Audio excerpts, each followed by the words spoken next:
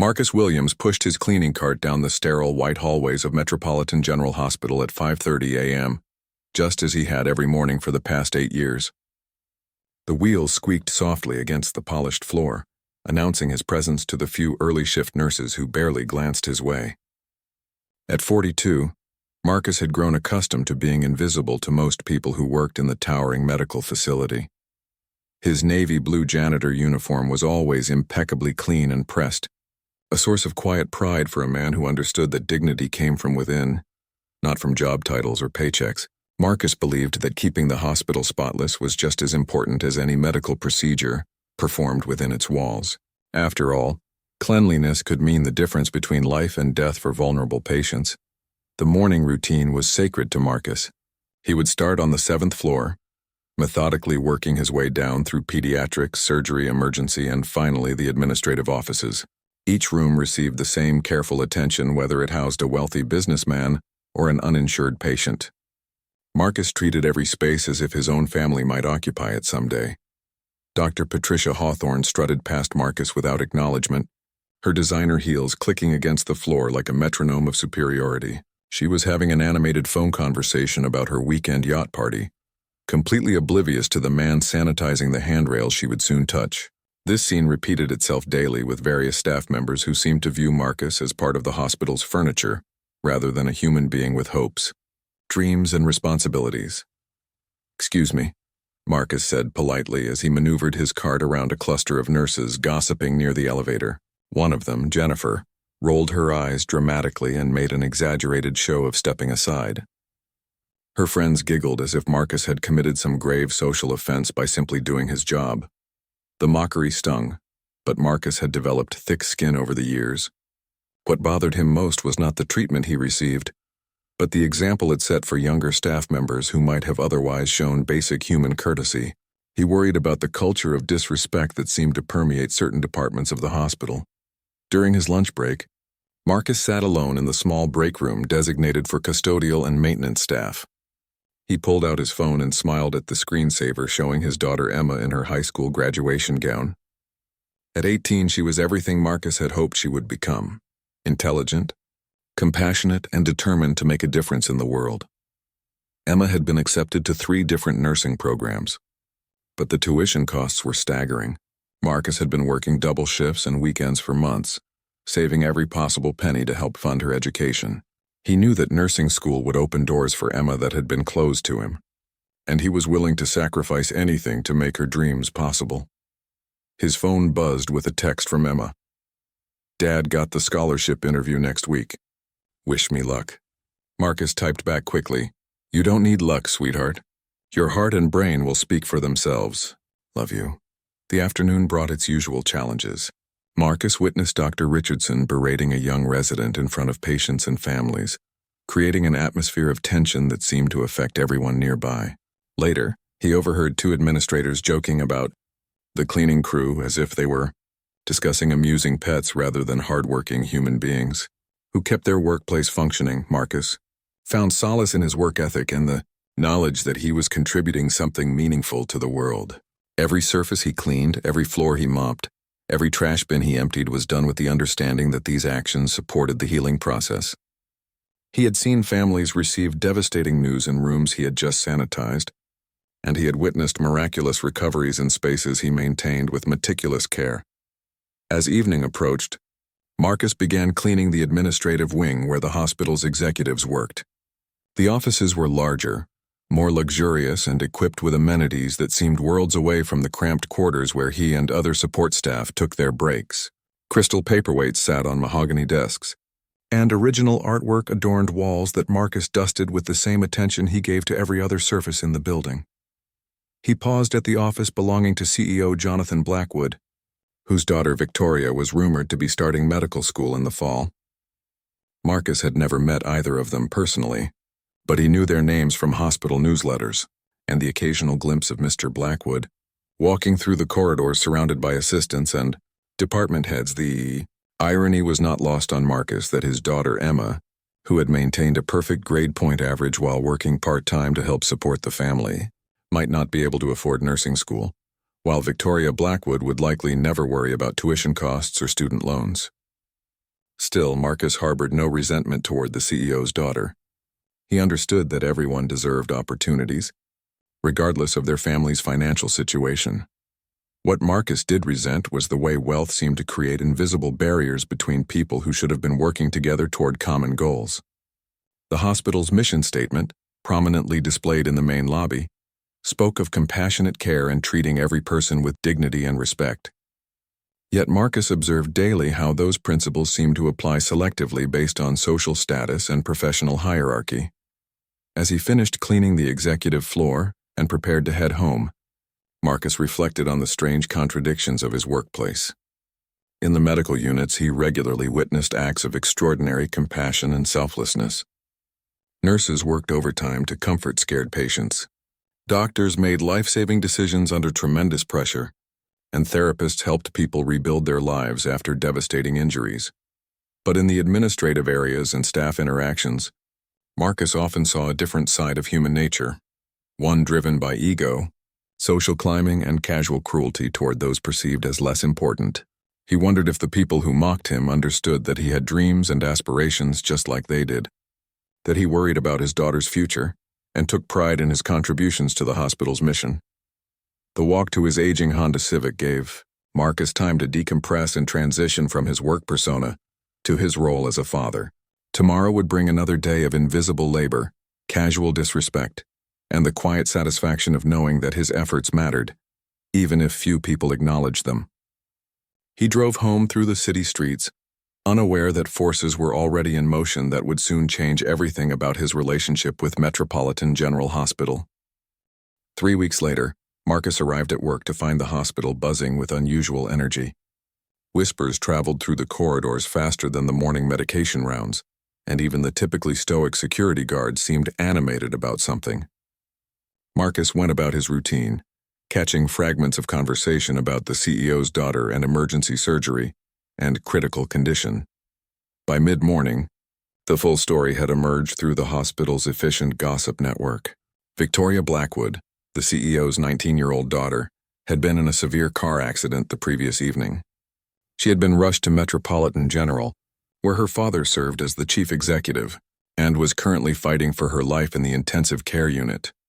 Marcus felt genuine sympathy for the Blackwood family.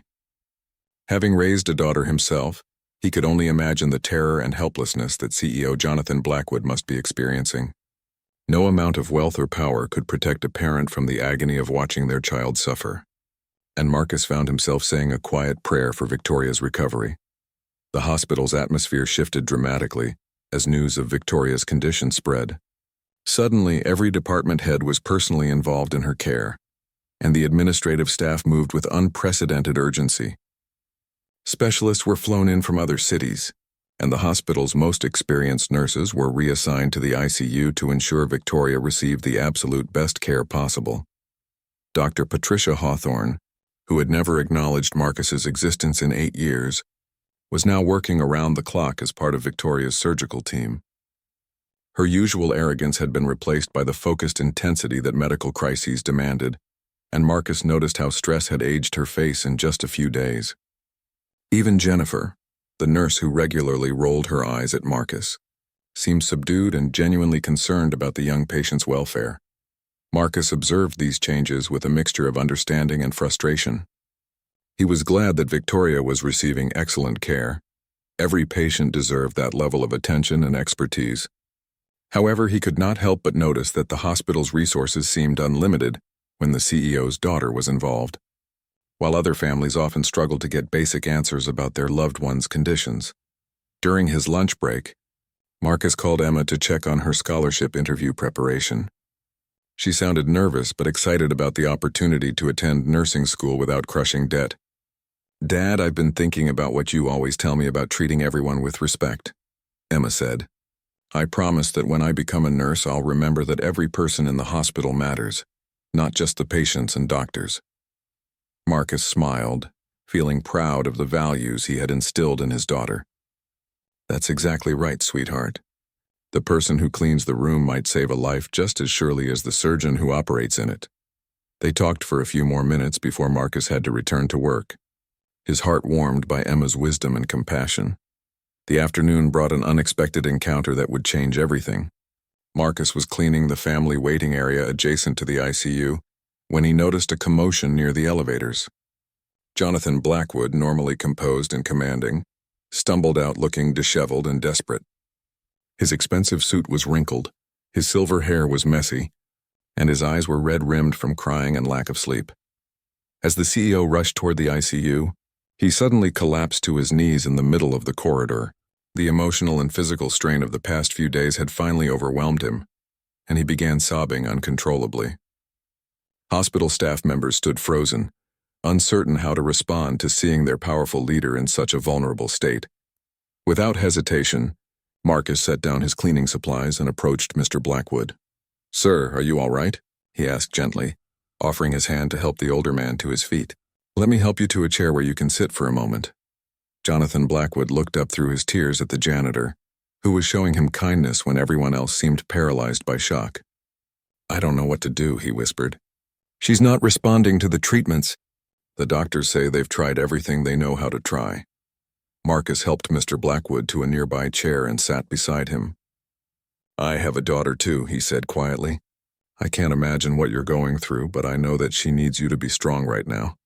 Sometimes the best thing we can do is just be present and let them know they're loved." For the next 20 minutes, Marcus sat with the CEO offering tissues, water, and the kind of quiet support that comes naturally to people who understand suffering. He did not try to minimize Mr. Blackwood's pain or offer false hope. Instead, he simply listened as a father poured out his fears about losing the most precious person in his world. Other hospital staff members began to gather at a respectful distance, amazed to see their janitor providing comfort to their CEO during the worst moment of his life. Some of them, including Dr. Hawthorne and Nurse Jennifer, began to see Marcus in an entirely different light. The man they had dismissed as invisible was demonstrating more grace and humanity than anyone else in the crisis. When Mr. Blackwood finally felt ready to return to his daughter's bedside, he turned to Marcus with genuine gratitude. "Thank you," he said, gripping the janitor's hand firmly.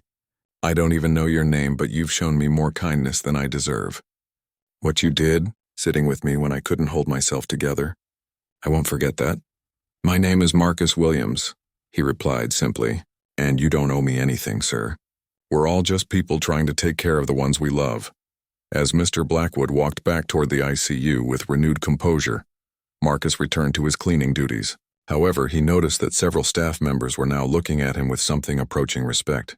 The invisible janitor had become visible through an act of simple human decency, and the hospital's social dynamics had shifted in ways that no one could have predicted. That evening, as Marcus drove home, he reflected on the day's events. He had not helped Mr. Blackwood because he was the CEO or because he hoped to gain anything from the interaction. He had responded as one father to another, offering the kind of support he would want to receive if Emma were fighting for her life.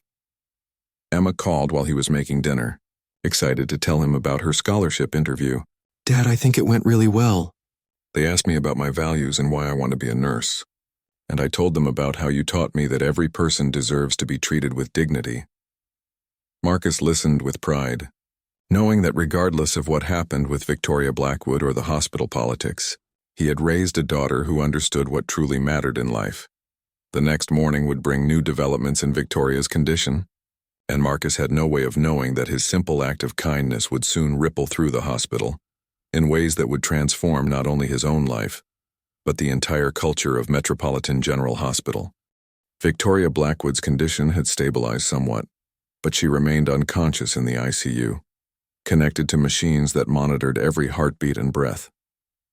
The medical team had done everything possible from a technical standpoint, but her recovery would ultimately depend on factors beyond their control. Jonathan Blackwood spent every waking hour at his daughter's bedside, holding her hand and talking to her even though she could not respond. Word of Marcus's kindness toward the CEO had spread throughout the hospital with remarkable speed. The story had grown in the telling, with some versions portraying Marcus as almost saintly in his compassion. While Marcus felt uncomfortable with the attention, he began noticing small changes in how staff members interacted with him. Dr. Patricia Hawthorne, who had previously treated Marcus as if he were invisible, now nodded politely when they passed in the corridors. She had witnessed his interaction with Mr. Blackwood and found herself questioning her own behavior toward support staff. During a brief break from Victoria's care, she had actually stopped to thank Marcus for keeping the surgical floors so meticulously clean. "I never really thought about it before," she admitted awkwardly, "but what you do is really important for patient safety. I'm sorry if I've ever seemed unfriendly." It was not exactly an apology, but it represented a significant shift for someone who had built her identity around professional superiority. Nurse Jennifer's transformation was more dramatic. She had been deeply moved by seeing Marcus comfort the CEO during his breakdown, and it had forced her to confront her own casual cruelty toward custodial staff. She began making an effort to greet Marcus each morning, and even asked about his daughter's nursing school plans. "My cousin went to nursing school," Jennifer told him during one of these conversations. "If your daughter has any questions about the program or needs study materials, I'd be happy to help." The offer was genuine, representing a complete reversal from her previous attitude toward Marcus and his family. However, not everyone at Metropolitan General was ready to change their perspective. Some staff members, particularly in the administrative departments, viewed the attention Marcus was receiving with skepticism and resentment. They whispered that he was playing up his interaction with the CEO for personal gain, and suggested that his kindness had been calculated rather than genuine. David Chen, the hospital's assistant administrator, was particularly vocal in his criticism. "It's convenient how the janitor suddenly becomes everyone's hero right when the CEO is vulnerable," he said to anyone who would listen. "Some people know exactly how to position themselves when opportunity knocks." These comments eventually reached Marcus, who found them hurtful but not surprising. He had learned long ago that some people could not imagine others acting without ulterior motives, because they themselves never did anything without calculating personal benefit. He chose not to respond to the criticism, focusing instead on his work and his family. Emma's scholarship interview had gone well, and she was waiting to hear the results. She called Marcus every few days with updates on her other college applications and her part-time job at a local restaurant. During one of these calls, she mentioned that she had heard about the situation at his hospital through social media. "Dad, someone posted a story about a janitor at Metropolitan General who helped the CEO during a family crisis," Emma said excitedly. "Was that you? It sounds exactly like something you would do." Marcus confirmed that he was indeed the janitor in question, but he downplayed the significance of his actions. "I just did what any decent person would do, Emma. It's not a big deal." "It is a big deal, Dad," Emma insisted. "You showed kindness to someone when they needed it most, and you didn't expect anything in return. That's exactly the kind of person you've always been, and it's why I'm so proud to be your daughter." Their conversation was interrupted by Marcus's phone buzzing with a text message from an unknown number. "Mr. Williams, this is Jonathan Blackwood. Could we meet tomorrow morning before your shift starts? I have something I'd like to discuss with you." Marcus stared at the message for several minutes, wondering what the CEO could possibly want to talk about. The next morning, Marcus arrived at the hospital 30 minutes early and was directed to Mr. Blackwood's office. He had cleaned this space hundreds of times but had never sat in one of the leather chairs or seen the view from behind the massive mahogany desk. Mr. Blackwood looked exhausted but more composed than he had during their previous encounter. "Marcus, please sit down," the CEO said warmly. "I wanted to thank you again for what you did the other day. You showed me kindness during the worst moment of my life, and I'll never forget that." "You don't need to thank me, sir," Marcus replied. "How is Victoria doing?" "She's still unconscious, but the doctors are cautiously optimistic. Her brain activity has improved, and they think she might wake up soon." Mr. Blackwood paused, gathering his thoughts. "But that's not why I asked you here. Marcus, in 30 years of running businesses and hospitals, I've met thousands of employees. Most of them treat me with respect because they have to, not because they want to." Marcus remained quiet, unsure where this conversation was heading. "What you did the other day was different. You saw another human being in pain, and you responded with genuine compassion. You didn't know that I would remember your name or that helping me might benefit you in some way. You just acted from the heart." Mr. Blackwood leaned forward in his chair. "That kind of character is rare, Marcus, and it's exactly what this hospital needs in leadership positions." The words hung in the air as Marcus tried to process their meaning.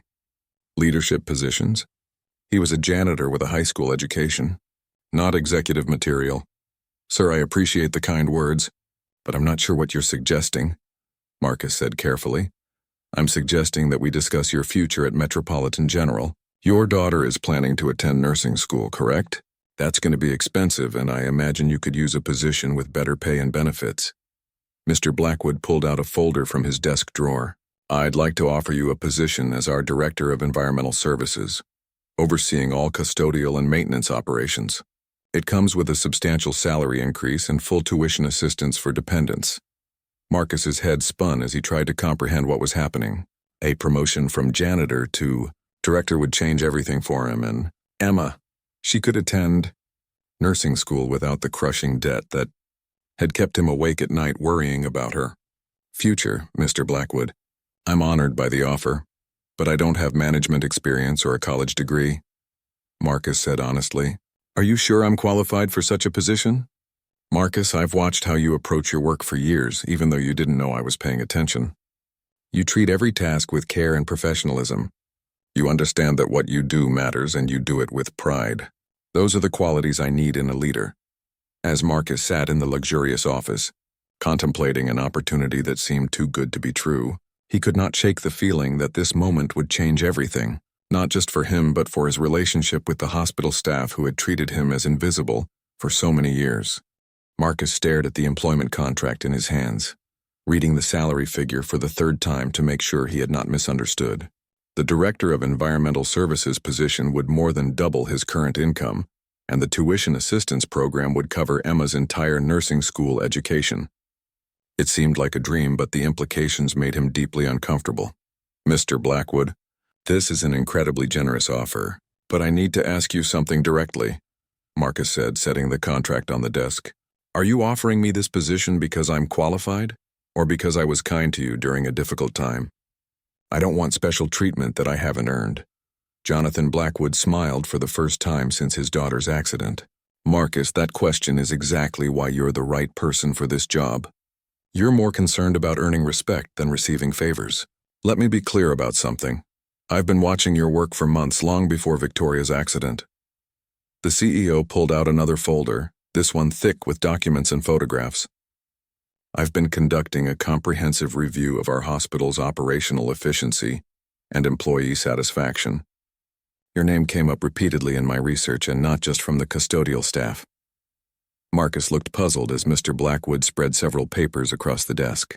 There were patient satisfaction surveys, incident reports, and efficiency metrics that Marcus did not fully understand.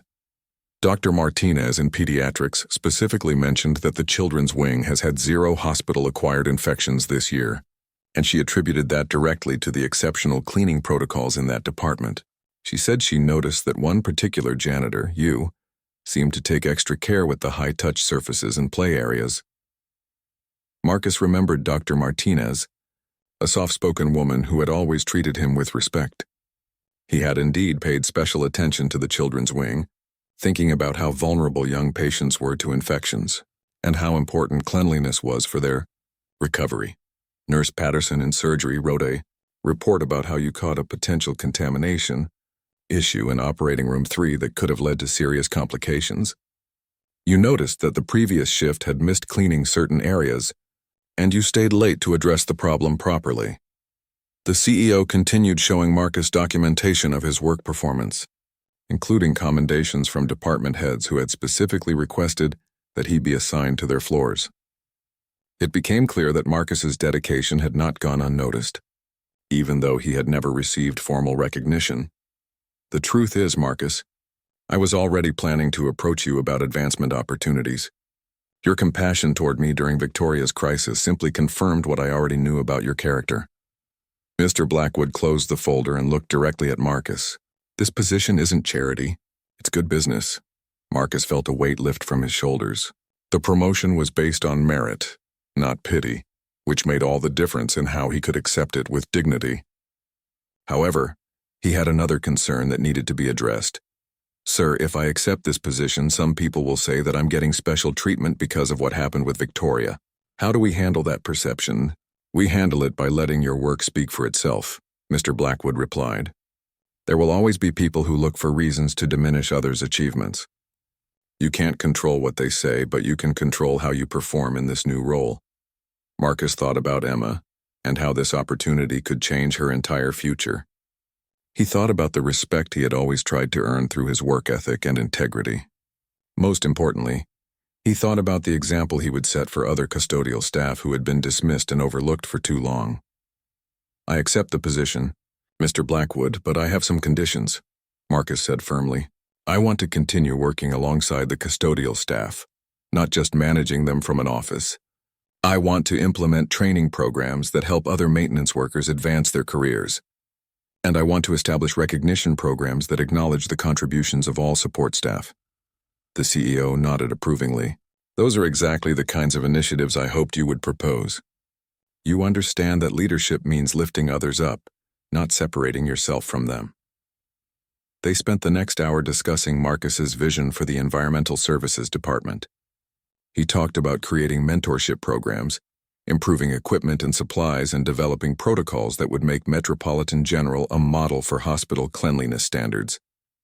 His passion for the work was evident, and Mr. Blackwood realized he had made the right choice. News of Marcus's promotion spread through the hospital faster than any previous gossip. Reactions were mixed and often divided along predictable lines. Most of the custodial and maintenance staff were thrilled, seeing Marcus's advancement as validation of their own worth and potential. Several nurses and doctors who had worked closely with Marcus expressed genuine happiness for his success. However, some administrators and department heads were less enthusiastic. David Chen, the assistant administrator who had been vocal in his criticism of Marcus, was particularly upset about being passed over for a position that went to the janitor. "This is exactly what I was talking about," Chen complained to anyone who would listen. "One moment of kissing up to the CEO and suddenly he's qualified to run a department? What message does that send to those of us with actual management experience and college degrees?" Jennifer, the nurse who had recently begun treating Marcus with respect, overheard Chen's comments and surprised herself by speaking up. "Maybe the message is that character and work ethic matter more than office politics and credentials," she said firmly. "Marcus has been doing excellent work for years. Just because you never bothered to notice doesn't mean the rest of us didn't." The exchange between Jennifer and Chen became symbolic of the broader divide that Marcus's promotion had created. Some staff members saw it as an inspiring example of merit being recognized regardless of social status. Others viewed it as an unfair disruption of the hospital's established hierarchy. Dr. Patricia Hawthorne found herself in an unexpected position. She had spent years building her reputation on professional achievements and academic credentials. Yet she could not deny that Marcus had demonstrated qualities of leadership that she rarely saw in the hospital's executive ranks. His promotion forced her to reconsider her own assumptions about what made someone qualified for advancement. That evening, Marcus called Emma with the news about his promotion. She screamed with joy when she heard about the salary increase and tuition assistance, but what made her most proud was hearing about her father's plans to help other custodial workers advance their careers. "Dad, this is amazing. You're going to change so many lives, not just ours," Emma said through happy tears. "I can't wait to tell everyone at school that my father is a hospital director." "Emma, I'm still the same person who's been cleaning floors for 8 years. Marcus replied gently. "The title doesn't change who I am or where I came from. I hope you'll always remember that success means using whatever position you have to help others." As Marcus lay in bed that night, he thought about the journey that had brought him to this moment.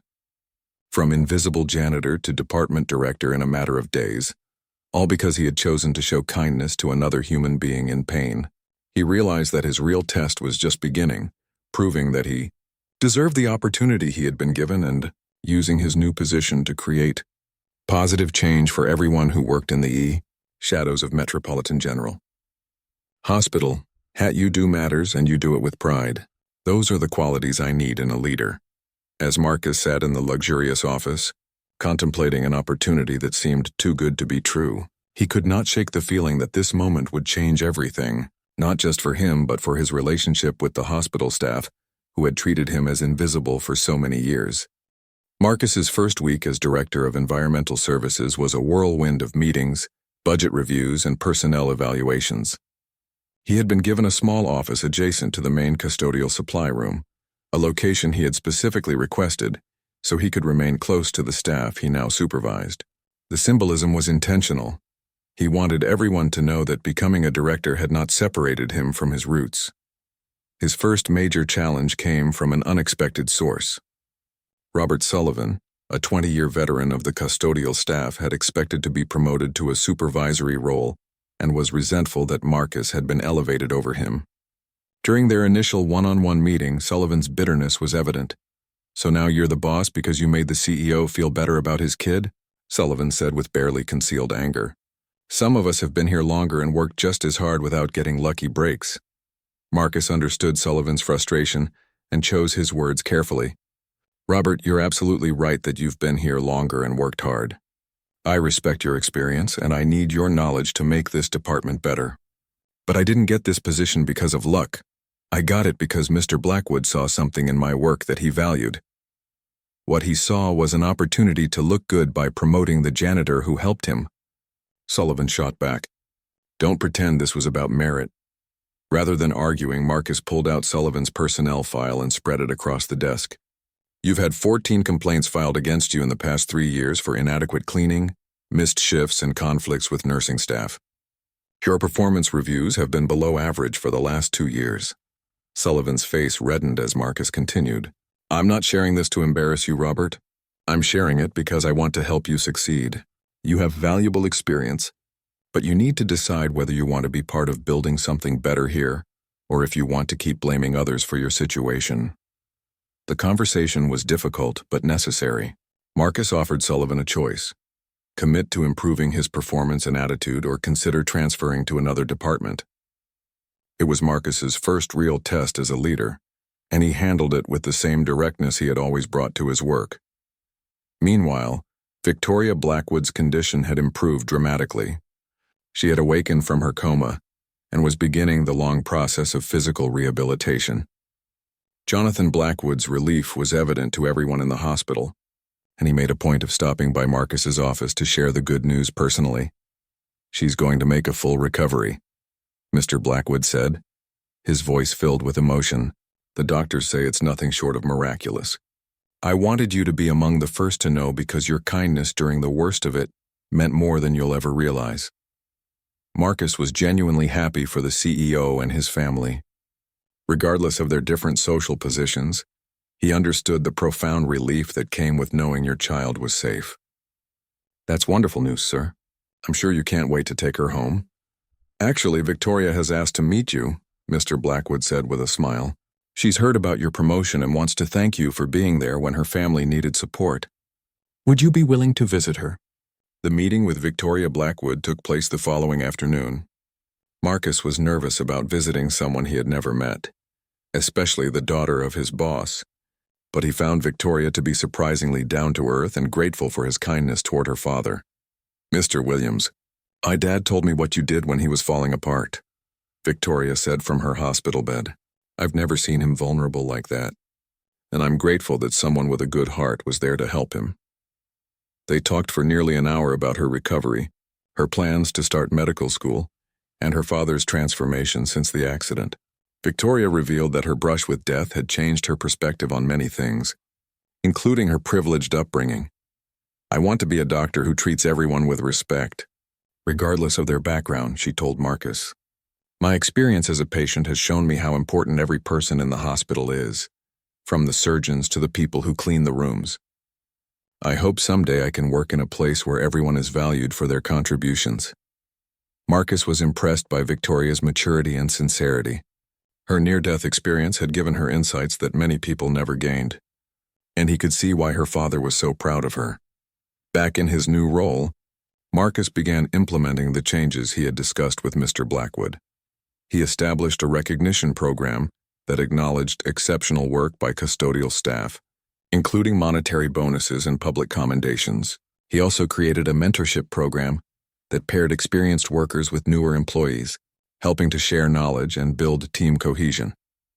The most controversial initiative was Marcus's proposal to cross-train custodial staff in basic patient care support duties. He believed that many of his workers had the potential to advance into nursing assistant or technician roles, if given proper training and encouragement. These are smart, dedicated people who understand the importance of their work, Marcus explained to the hospital's executive committee. We're wasting talent by limiting them to custodial duties when they could contribute so much more to patient care. Some committee members were skeptical. Dr. Richardson, the physician who had a reputation for arrogance, questioned whether custodial workers had the intelligence or education to handle more complex responsibilities. With all due respect, Marcus, there's a reason people end up in different roles, Dr. Richardson said dismissively. Not everyone is cut out for medical work, and we shouldn't lower our standards just to make people feel better about themselves. Marcus's response was measured, but firm. Dr. Richardson, I've worked alongside these people for 8 years. I've seen them notice details that could prevent infections, show compassion to frightened patients, and work through difficult conditions without complaint. Intelligence comes in many forms and dedication can't be taught. The debate continued for weeks, but Marcus gradually won support from nurses and department heads who had worked closely with custodial staff. Jennifer, the nurse who had once rolled her eyes at Marcus, became one of his strongest advocates. I've seen how carefully Marcus and his team work, Jennifer told the committee. They notice things that the rest of us miss because we're focused on other tasks. Last month, one of the custodial staff members alerted me that a patient was showing signs of distress while I was busy with medications. That kind of attention to detail could save lives. Dr. Martinez from Pediatrics also supported Marcus's proposal. The custodial staff in my department have developed relationships with our long-term patients. The children look forward to seeing them every day, and I've watched them provide comfort and distraction during difficult procedures. They already contribute to patient care in ways that aren't officially recognized. The breakthrough came when Marcus proposed a pilot program with strict oversight and evaluation criteria. 5 custodial workers would receive basic training in patient observation, infection control, and communication skills. They would work under close supervision for 6 months with their performance carefully monitored and documented. If the program fails, I'll take full responsibility, Marcus told the committee. But if it succeeds, we'll have created opportunities for advancement while improving patient care. It's a win-win situation. Robert Sullivan surprised everyone by volunteering for the pilot program. His attitude had changed dramatically since his initial confrontation with Marcus, and he had become one of the department's most improved performers. During his application interview, Sullivan acknowledged his previous mistakes and expressed genuine enthusiasm for expanding his role. Marcus gave me a choice to either step up or step aside, Sullivan admitted. I chose to step up, and it's been the best decision I've made in years. I want to prove that someone can change and grow, regardless of their age or past mistakes. The pilot program launched with significant attention from throughout the hospital. Some staff members watched skeptically, waiting for the custodial workers to fail and validate their assumptions about capability and social hierarchy. Others, particularly those who had worked closely with Marcus over the years, were genuinely excited to see what the participants could accomplish. Marcus's leadership style during this period was careful and supportive. He met weekly with each pilot program participant to discuss their progress, challenges, and concerns. He also worked closely with the nursing supervisors and department heads to ensure that the additional training was properly integrated with existing workflows. The early results were encouraging. The pilot program participants showed remarkable dedication to their expanded responsibilities, and their performance evaluations consistently exceeded expectations. Patients responded positively to the additional attention and support, and several families specifically mentioned the kindness and professionalism of the newly trained staff members. Emma called her father regularly during this period, excited to hear about the changes he was implementing. She had received notification that she had won the nursing scholarship she had interviewed for, and she credited Marcus's example with helping her articulate her own values and goals during the selection process. Dad, the scholarship committee said they were impressed by my understanding of teamwork and respect for all healthcare workers, Emma told him proudly. I told them that my father taught me that everyone in a hospital has an important role to play, and that success means lifting others up with you. Marcus felt overwhelming pride in his daughter's achievement, knowing that she had earned the scholarship through her own merit, while carrying forward the values they had always shared. Her success validated his belief that dignity and opportunity should not be limited by social or economic circumstances. As the pilot program approached its 3-month evaluation point, Marcus reflected on the changes that had occurred throughout Metropolitan General Hospital. The culture was shifting in ways that went beyond his department, as staff members began to reconsider their assumptions about capability, respect, and advancement opportunities. However, not all changes were positive. David Chen, the assistant administrator who had been critical of Marcus's promotion, had begun actively undermining the pilot program by spreading rumors about safety concerns and questioning the wisdom of expanding custodial workers' responsibilities. "This is what happens when you promote people beyond their capabilities," Chen told anyone who would listen. "Now we're putting patient safety at risk just to make the janitor feel good about his social experiment." The criticism stung, but Marcus knew that lasting change always faced resistance from those who benefited from existing systems. He focused on documenting the pilot program's successes while remaining vigilant for any legitimate concerns that needed to be addressed. The real test would come when the pilot program underwent its formal evaluation, and Marcus knew that the results would determine not only the future of the program but also his credibility as a leader and advocate for change. The formal evaluation of Marcus's pilot program took place 6 months after its launch, and the results exceeded even his most optimistic expectations. Patient satisfaction scores had increased in departments where pilot program participants worked. Infection rates had decreased measurably, and there had been 0 incidents or complaints related to the expanded responsibilities. Dr. Patricia Hawthorne, who had initially been skeptical of the program, presented the medical evaluation to the executive committee with obvious admiration for what had been accomplished. "The participants have demonstrated exceptional attention to detail, strong communication skills, and genuine commitment to patient welfare. From a clinical perspective, this program has been an unqualified success." The financial analysis was equally impressive. The pilot program had reduced overtime costs, improved efficiency in patient care delivery, and created a pathway for internal advancement that reduced recruitment and training expenses for nursing assistant positions. Jonathan Blackwood smiled as he listened to the presentations, remembering the conversation where Marcus had first proposed cross-training initiatives. "Marcus, I believe you've proven that recognizing potential in unexpected places can benefit everyone. What do you recommend for moving forward?" Marcus stood before the committee, the same group that had once questioned his qualifications and credentials, and outlined his proposal for expanding the program hospital-wide. He recommended that the pilot participants be promoted to new positions as patient care assistants, with corresponding salary increases and career development opportunities. "These individuals have proven themselves through performance, not politics," Marcus said confidently. "They deserve to be recognized for their achievements and given the opportunity to continue growing professionally." Robert Sullivan was among the pilot participants who received promotions, and his transformation from resentful custodian to dedicated patient care assistant had become legendary throughout the hospital. During his promotion ceremony, Sullivan approached Marcus with tears in his eyes. "I owe you an apology and a debt I can never repay," Sullivan said quietly. "You saw something in me that I had stopped seeing in myself. You gave me a chance to prove that it's never too late to change and grow." Marcus clasped Sullivan's shoulder warmly. "Robert, you did the hard work. I just opened a door. You're the one who walked through it and made the most of the opportunity." The success of the pilot program had ripple effects throughout Metropolitan General Hospital. Other departments began implementing their own advancement initiatives, and the overall culture became more supportive of internal promotions and skill development.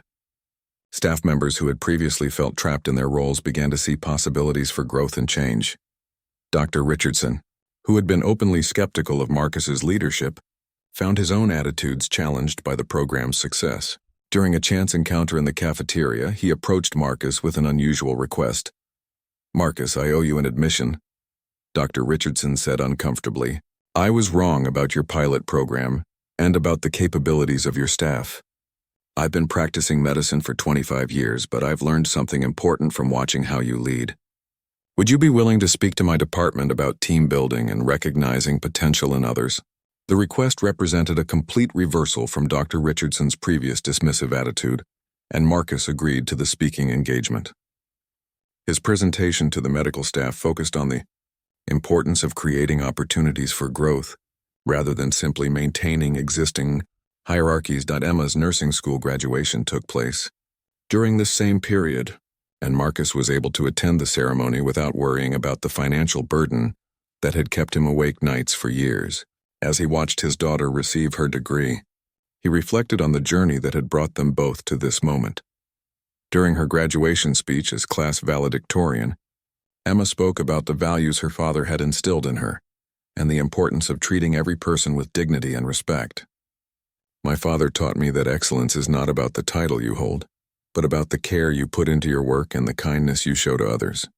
He showed me that true leadership means lifting others up and creating opportunities for those who might otherwise be overlooked."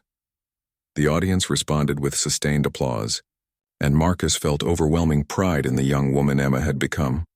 She had not only achieved academic success but had also absorbed the life lessons about character and integrity that he had tried to model throughout her childhood. Victoria Blackwood, who had made a complete recovery from her accident, attended Emma's graduation at Marcus's invitation. The two young women had become friends during Victoria's rehabilitation, bonding over their shared commitment to healthcare and their appreciation for the support staff who made hospitals function effectively. "Your father changed our entire family's perspective," Victoria told Emma during the reception. "My dad always cared about employee welfare, but seeing Marcus's leadership style has inspired him to implement similar programs in other hospitals our company manages. The ripple effects of your father's work are spreading far beyond Metropolitan General." As the months passed, Marcus's reputation as an innovative leader began to extend beyond his own hospital. He was invited to speak at healthcare management conferences, sharing his experiences with promoting internal advancement and recognizing the potential in all employees, regardless of their background or current position. David Chen, the assistant administrator who had been critical of Marcus's promotion, eventually left Metropolitan General for a position at another hospital. His departure was not mourned by most staff members, who had grown tired of his negative attitude and resistance to positive change. During Chen's exit interview with Human Resources, he made one final bitter comment about Marcus's success. "You'll see," Chen predicted. "This whole experiment will fall apart once the novelty wears off. You can't turn janitors into healthcare professionals just by being nice to them." Marcus learned about Chen's comments but chose not to respond. He had learned that some people would never accept change, and he preferred to focus his energy on those who were willing to grow and contribute positively to the hospital's mission. 2 years after his promotion, Marcus was appointed to the hospital's board of directors, making him the first former custodial worker to serve in such a capacity. His appointment was unanimously approved, with board members praising his innovative leadership and commitment to organizational excellence. Emma, now working as a registered nurse at Metropolitan General, often crossed paths with her father during their respective shifts. Their relationship had evolved into a partnership of healthcare professionals who shared common values and mutual respect for each other's expertise. "Dad," Emma said during one of their brief encounters in the hospital corridor, "do you ever think about how different things might have been if you hadn't helped Mr. Blackwood that day?" Marcus considered the question thoughtfully. "Emma, I think everything that happened was the result of years of doing the right thing, not just one moment of kindness. The promotion and recognition were nice, but they weren't the real rewards. The real reward is seeing people like Robert Sullivan discover their potential and knowing that we've created a workplace where everyone has the opportunity to grow and contribute their best." As Marcus walked through the halls of Metropolitan General Hospital, greeting staff members who now looked at him with respect and admiration, he reflected on the journey that had transformed him from an invisible janitor to a respected leader. The mockery and dismissal he had once endured seemed like distant memories, replaced by the satisfaction of knowing that his work had created lasting positive change.